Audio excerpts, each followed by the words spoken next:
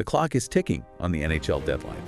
And for the Toronto Maple Leafs, it feels like they're caught in this classic conflict. They desperately need to improve, this volatile up and down season. But at the same time, they're financially shackled.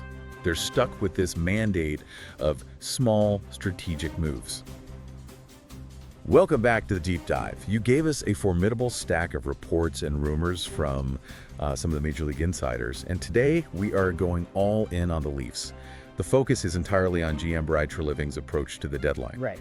We're diving into these reports detailing a really complicated strategic balancing act between making those necessary improvements right now and strictly avoiding the kind of franchise mortgaging mega moves that have, haunted this organization in the past. That's exactly it. Our mission here is to synthesize this intelligence from sources like Elliotte Friedman. We really need to look beyond the headlines to understand the precise strategic constraints Treliving is operating under. I mean, especially concerning cap space and just the availability of talent. Okay. And we have two very specific, very juicy player angles that kind of define the whole search. A defensive target who might be an absolute steal if the price is right, and an intriguing forward who has explicitly signaled through his no-movement clause that he wants nothing to do with coming back to Toronto. Okay, let's unpack this then. The quick summary is clear. Don't expect a gigantic move.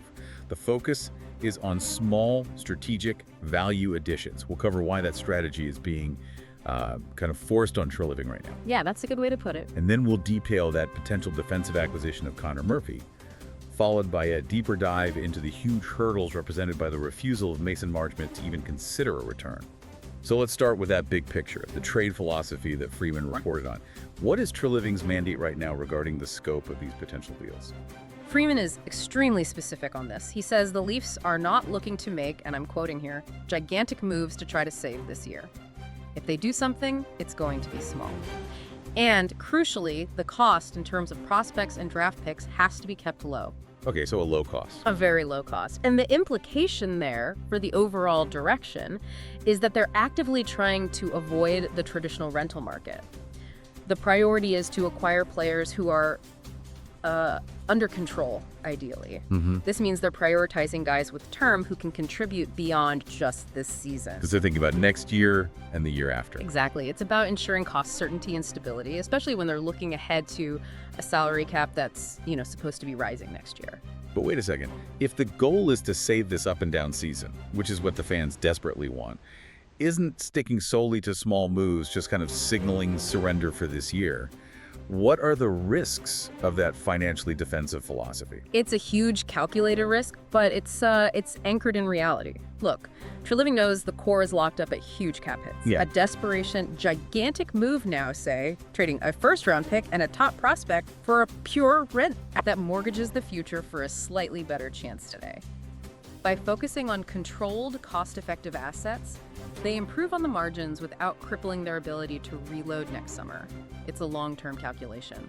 It prioritizes sustainability over a high-stakes bet on the 2024 playoffs. That emphasis on long-term sustainability is a bit of a philosophical shift compared to previous regimes. Yeah.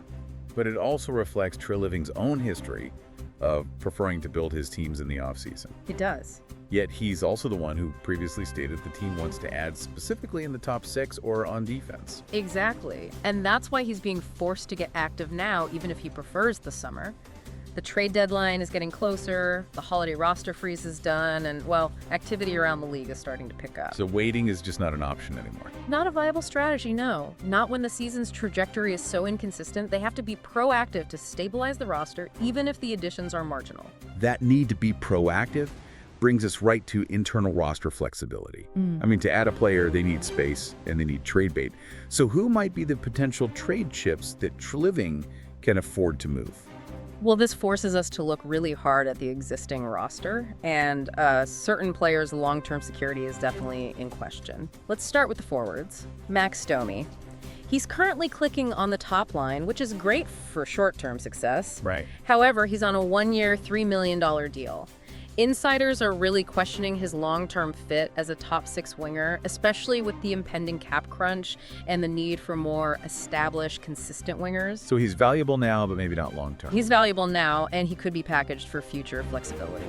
Then you look at the defense. The only two players who seem entirely safe are Morgan Riley, because of his ironclad no-movement clause, and Chris Tanev, who has made a huge noticeable difference since he came back from injury. Everyone else is on the table. Everyone else on that back end is potentially vulnerable. So who are the most likely candidates to be moved to create that cap space or acquire some value? We're hearing two names being called expendable, Benoit and Carlo. Give us the specifics on why those two might be on the block. Okay, so Benoit is expendable mainly because of performance and fit. He's not even in the lineup right now and just hasn't performed as well as he did last season. His defensive metrics have really dropped off. In what way? Specifically in things like high danger chance suppression and quick puck retrieval, he's just become less reliable. So moving him is a pure performance upgrade play. Okay. And Carlo? Carlo is a different story. He has term left on his contract, which is precisely why other teams are interested.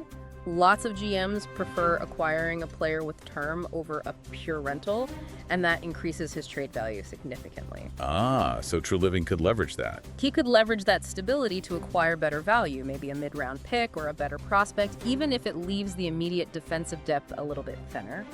Just to ground us in the finances, because the cap is always the main character here. You mentioned the team is currently showing positive cap space, sitting at about $78,000, which is technically positive, but that number is complicated. Oh, absolutely. The injured reserve, the IR, has been absolutely brutal this season. Treliving is relying heavily on long-term injured reserve, or LTIR relief, which, artificially inflates their usable cap space. So if guys get healthy.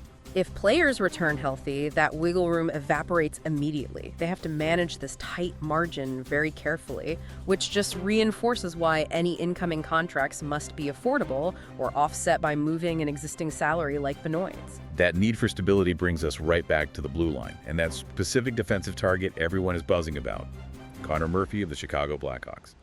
This is the definition of a potential absolute steal for Treliving.